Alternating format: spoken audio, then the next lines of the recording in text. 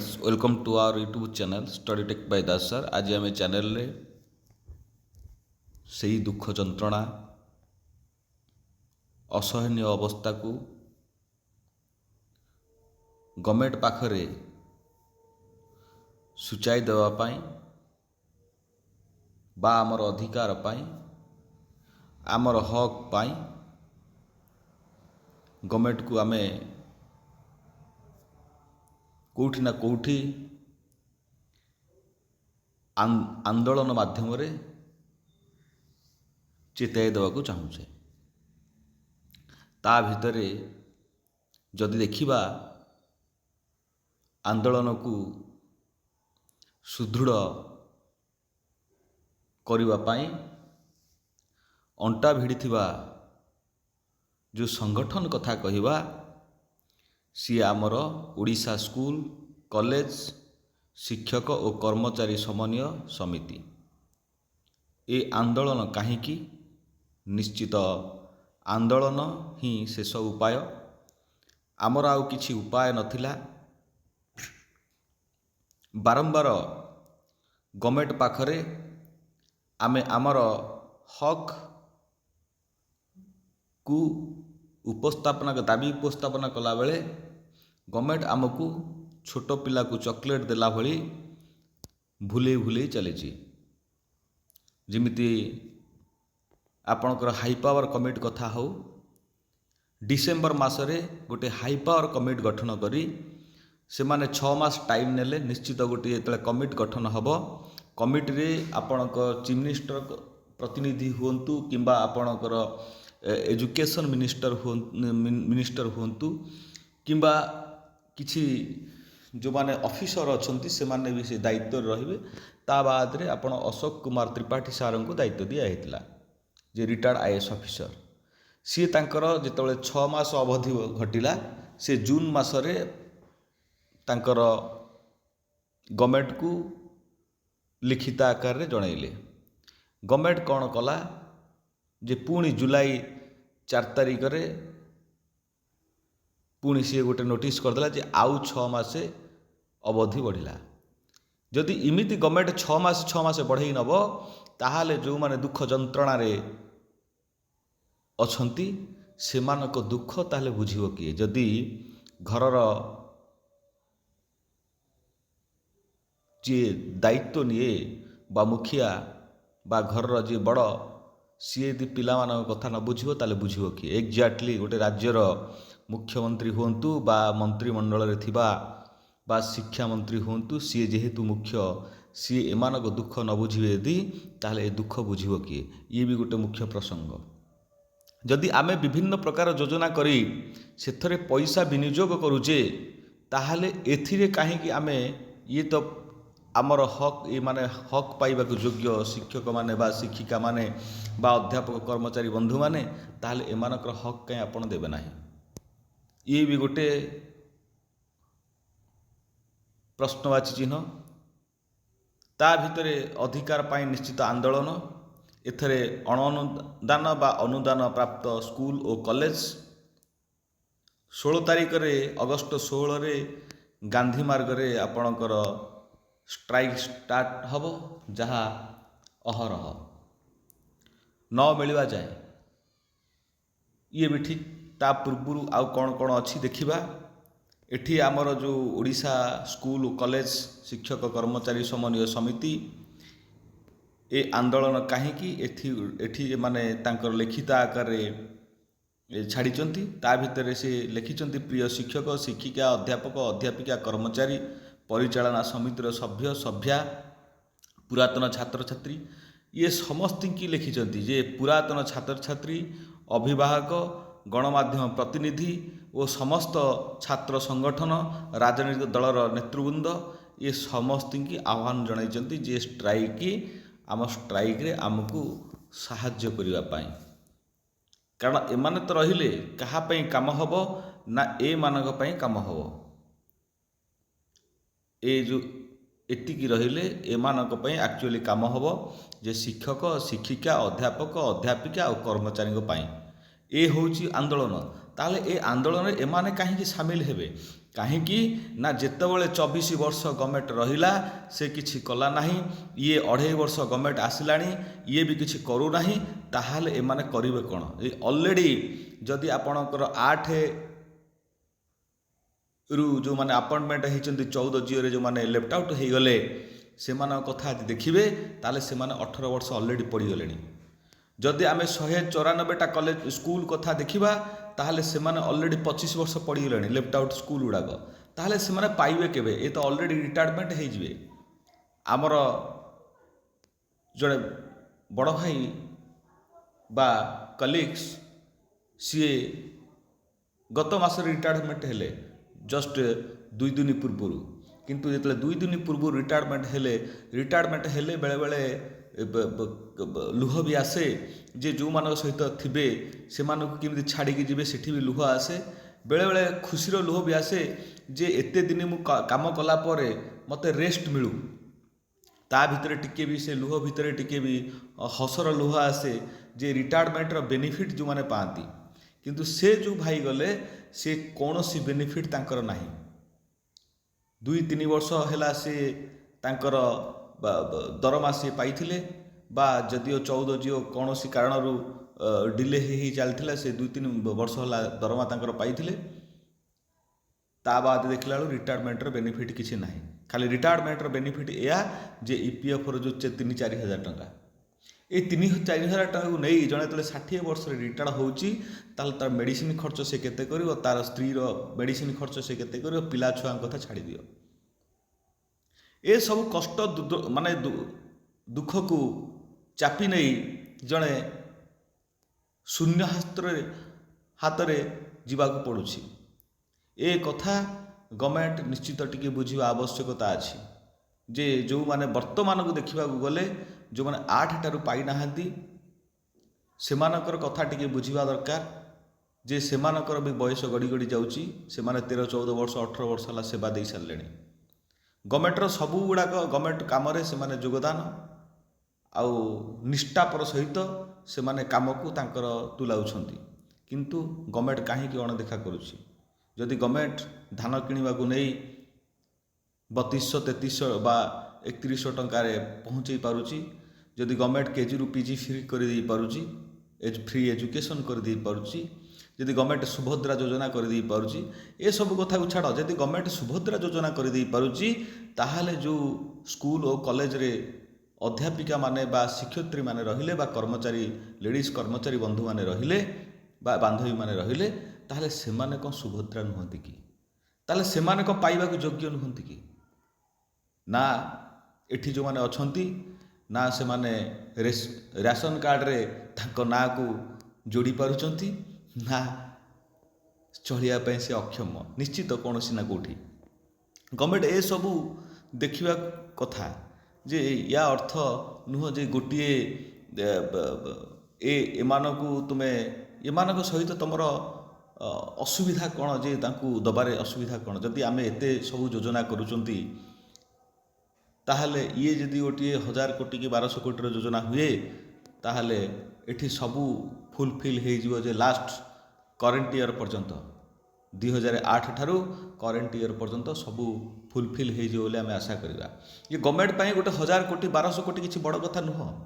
କିନ୍ତୁ କଥା ହେଲା ଗଭର୍ଣ୍ଣମେଣ୍ଟ ଯଦି କରିବାକୁ ଚାହିଁବେ ନାହିଁ, ଯାହା ଯେଉଁମାନେ ରହିଲେ ସଚିବମାନେ ରହିଲେ ସେମାନେ ଯଦି କରିବାକୁ ଚାହିଁବେ ନାହିଁ ତାହେଲେ ଆମେ ତ ଦେବୁନି, ଆମେ ମନା କାହିଁ କରିବୁ?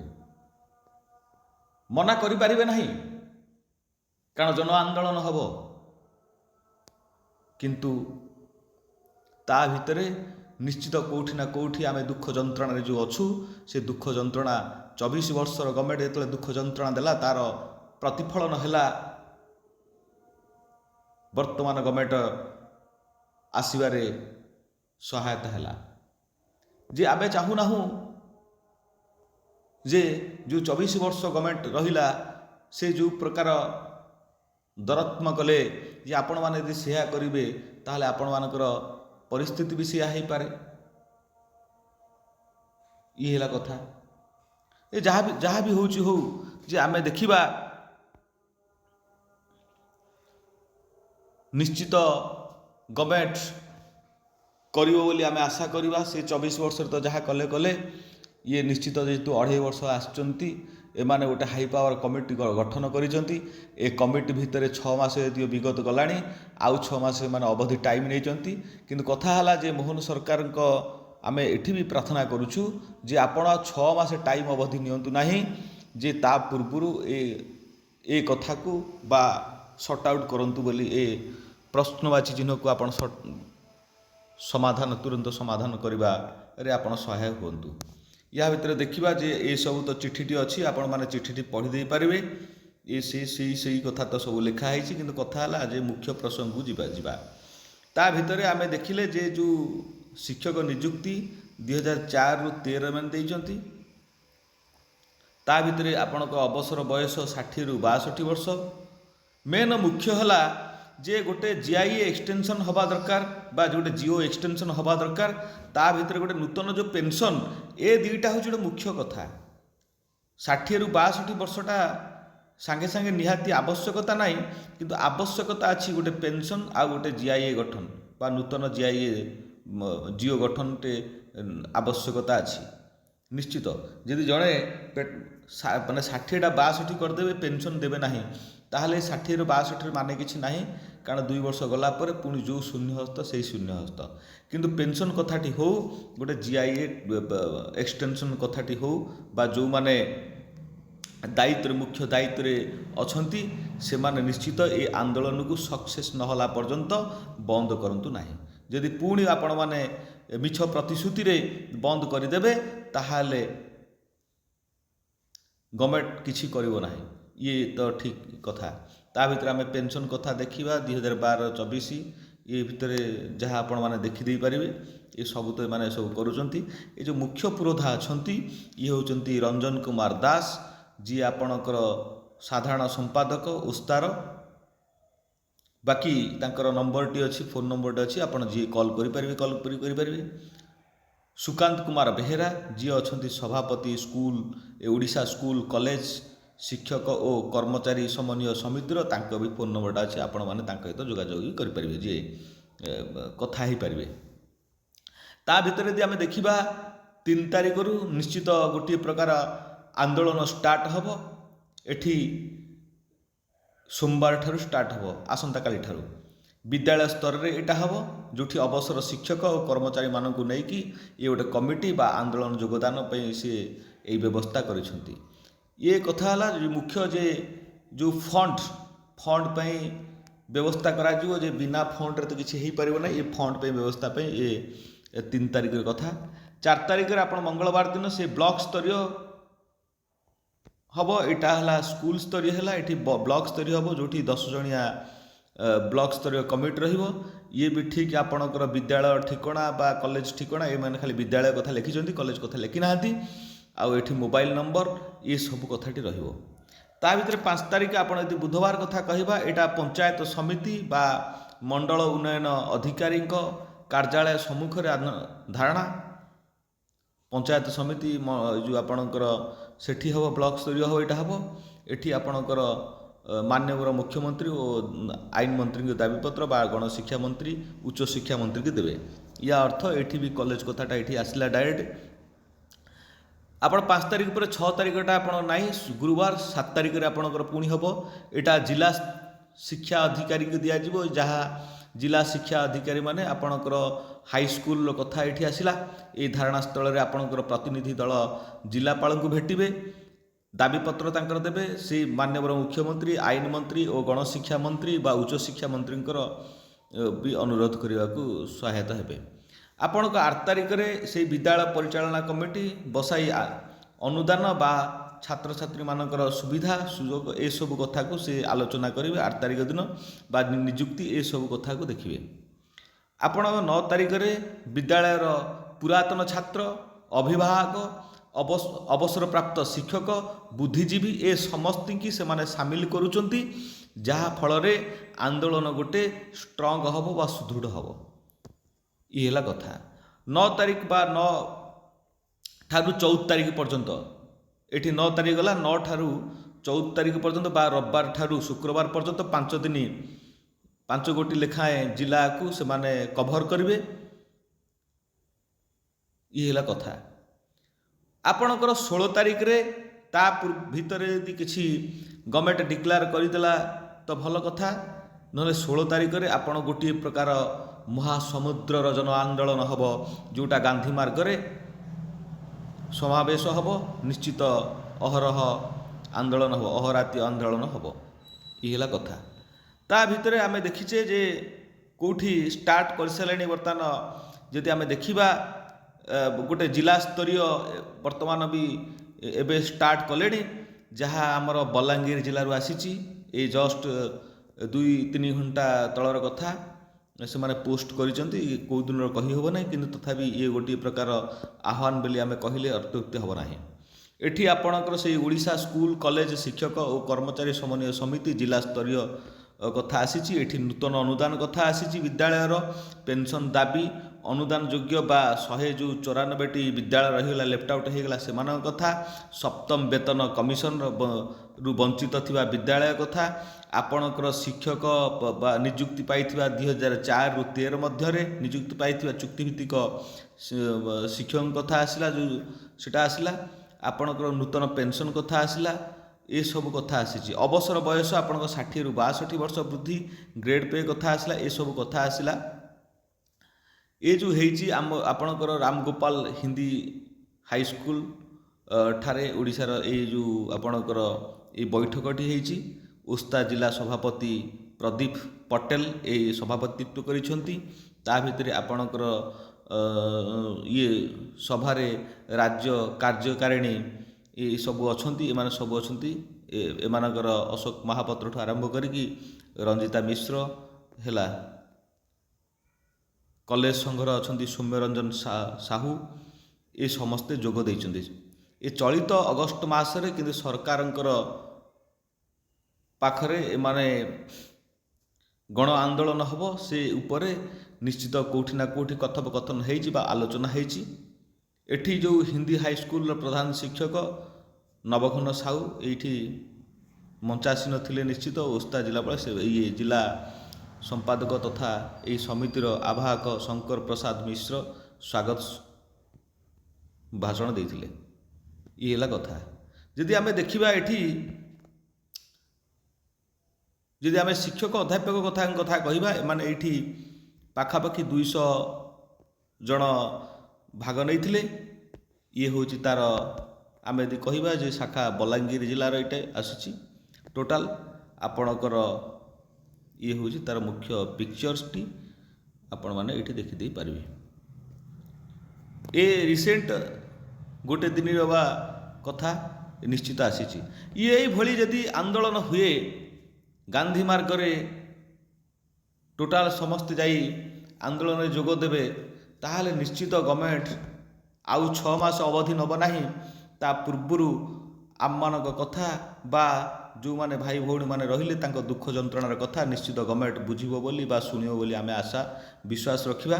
ତା ଭିତରେ ମୁଁ ପୁଣି କହୁଛି ଯେ ଜଗନ୍ନାଥଙ୍କ ପାଖରେ ପ୍ରାର୍ଥନା ନିଶ୍ଚିତ କରିବା ଯେ ପ୍ରଭୁ ଏମାନଙ୍କ କଣ୍ଠରେ ବିଜେ ହୁଅନ୍ତୁ, ବା ଏମାନେ କିନ୍ତୁ ଖୁବ୍ ଶୀଘ୍ର ଗୋଟିଏ ନୂତନ GIA ଦିଅନ୍ତୁ, ବା ବାକି ଯେଉଁଗୁଡ଼ାକ ରହିଲା ସେ କଥା କିନ୍ତୁ ସର୍ଟ ଆଉଟ୍ ହେଉ। ଆପଣଙ୍କ ପାଖରେ ମୁଁ ବି କରୁଛି, ପ୍ରାର୍ଥନା କରୁଛି, ବା ମୋର ଯେଉଁ ବନ୍ଧୁମାନେ ରହିଲେ ଯେଉଁମାନେ କଷ୍ଟ ଦୁଃଖ ଯନ୍ତ୍ରଣାରେ ଅଛନ୍ତି ତାଙ୍କ ତରଫରୁ ବି ଆମେ ପ୍ରାର୍ଥନା କରୁଛୁ, ଯେଉଁମାନେ ଶୁଣୁଥିବେ ସେମାନେ ବି କରନ୍ତୁ।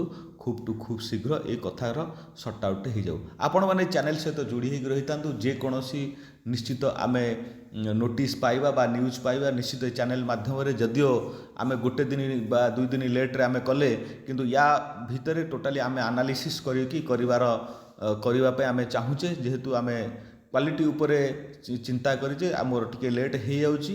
ତା ଭିତରେ ବିଭିନ୍ନ, ଯେହେତୁ ଆମେ ଦୁଃଖ ଯନ୍ତ୍ରଣାରେ ଅଛେ, ବହୁତ ଗୁଡ଼ିଏ ଟେନସନରେ ମଣିଷ ଗତି କରୁଛି, ତା ଭିତରେ ଏ ଗୋଟିଏ ଭିଡ଼ିଓ ଅପଲୋଡ଼ କରିବା ପାଇଁ ଆମକୁ ଟାଇମ୍ ଆମେ ନେଇଯାଉଛେ ବା ଜଣାପଡ଼ୁନାହିଁ ଟାଇମ୍ ହେଇଯାଉଛି। ହଁ ପକେଇବା କହିକି ଲେଟ୍ ହେଇଯାଉଛି। ତାପରେ ଯେଉଁ ଲେଟ୍ ପାଇଁ ମୁଁ ଆପଣମାନଙ୍କ ପାଖରେ ଦୁଃଖିତ। ମୁଁ ଚେଷ୍ଟା କରିବି ନିଶ୍ଚିତ ଅପଡ଼େଟ୍ କରିବା ପାଇଁ। ରହିଲି, ଜୟ ଜଗନ୍ନାଥ। ଆମେ ପୁଣି ଆଉଥରେ ଆପଣମାନଙ୍କ ତରଫରୁ ବା ଆମେ ଜଗନ୍ନାଥଙ୍କ ପାଖରେ ସମସ୍ତଙ୍କ ତରଫରୁ ଆମେ ପ୍ରାର୍ଥନା କରିବା ଯେ ପ୍ରଭୁ କେମିତି ମୋହନ ସରକାରଙ୍କ କଣ୍ଠରେ ବିଜୟ ହୁଅନ୍ତୁ, କିନ୍ତୁ ଖୁବ୍ ଶୀଘ୍ର ଆମର କଥାକୁ ସର୍ଟ ଆଉଟ୍ ହେଉ। ରହିଲି, ଧନ୍ୟବାଦ, ଥ୍ୟାଙ୍କ ୟୁ, ଜୟ ଜଗନ୍ନାଥ।